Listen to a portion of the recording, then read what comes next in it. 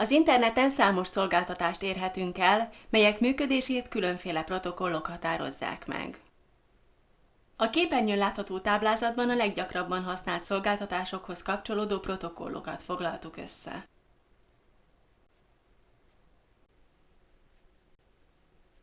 A World Wide Web az internet egyik legnépszerűbb szolgáltatása. A www szervereken HTML oldalakon találhatjuk meg az információkat. A HTML egy dokumentum leíró nyelv. Segítségével a weben megjelenő dokumentumaink szerkezetét írhatjuk le, melyet a böngésző programok jelenítenek meg.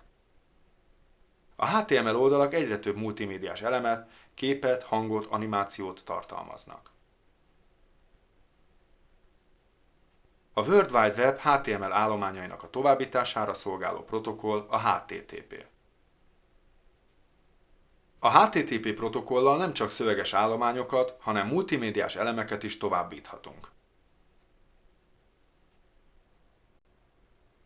Az e-mail az internet elektronikus levelezési rendszere.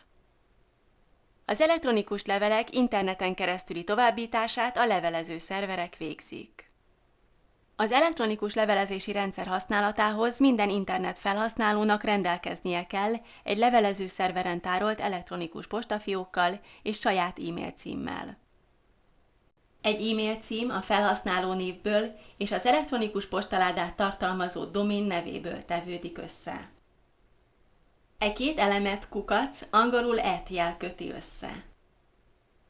Az elektronikus levelek továbbításáért különböző protokollok felelősek. Az SMTP egyszerű levéltovábbítási protokoll, amely a hálózaton az elektronikus levelek továbbításáért felelős. A POP a hálózat központi levelesládájába beérkező üzenetek helyi felhasználók címére történő szétosztásáért felelős protokoll. A Mail-to protokoll is egy levelezési protokoll, mely a szoftver levelező ablakát nyitja meg, és a megadott e-mail címre küld egy üzenetet. Az FTP fájlok átvitelére szolgáló protokoll. Segítségével az FTP szervereken található adatokat a helyi hálózatunkon keresztül elérhető fájlszerverekhez hasonló formában érhetjük el. Az FTP szerverekre minden esetben be kell jelentkeznünk, ehhez érvényes felhasználói névre és jelszóra van szükségünk.